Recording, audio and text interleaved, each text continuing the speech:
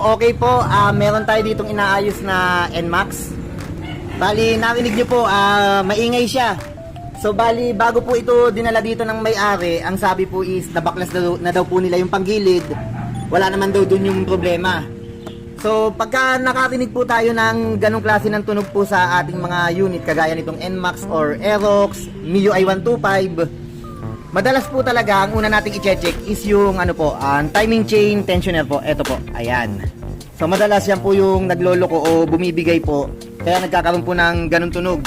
So bali, nakalawlaw po yung ating timing chain habang umaandar, kaya nagkakaroon po ng maingay na tunog. So kakalasin po natin ito at papalitan po natin ng bago.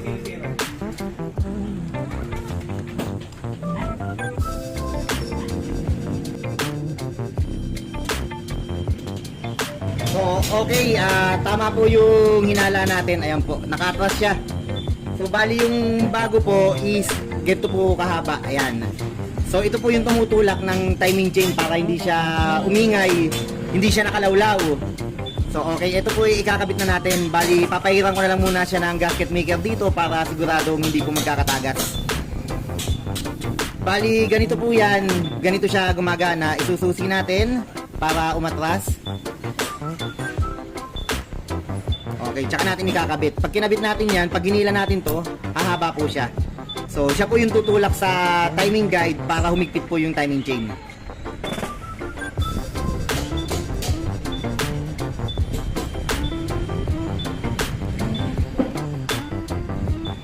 Okay, lagyan ko lang siya ng gasket maker.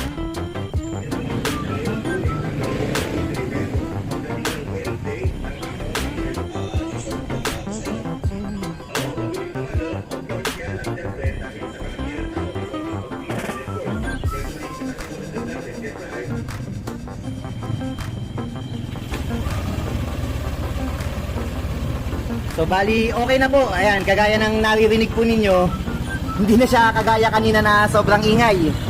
Ayan. Buhay po makina niyan. Okay.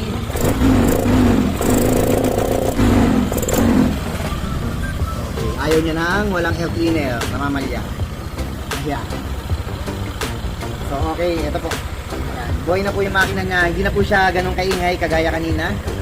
So, bali ganun lang po. Kung sakaling makaka-encounter po tayo na biglang naging ganun po yung tunog ng ating motor, wag po natin isipin kagad na meron siyang sobrang dalang sira. Pa-check up po natin kagad sa ating pinagkakatiwalaang mga mekaniko para matingnan po kagad. Hanggat maaari po, wag na po natin paandarin kasi baka tumalon po yung timing chain. So, yun lamang po. Maraming salamat po. Stay safe po and God bless po sa ating lahat. Salamat po.